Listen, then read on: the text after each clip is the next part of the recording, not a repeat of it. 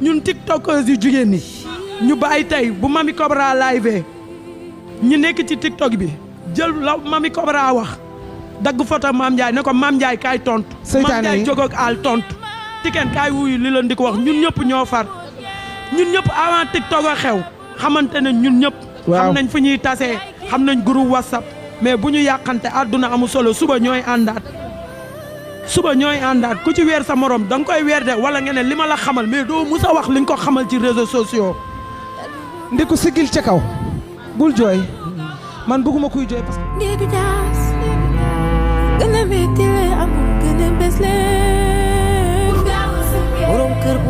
mais àdduna amul solo yàlla nañu fi yàlla bàyyi ñun ñëpp.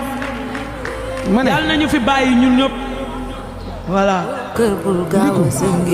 bul jooy fii kenn du jugé kenn dëgg la.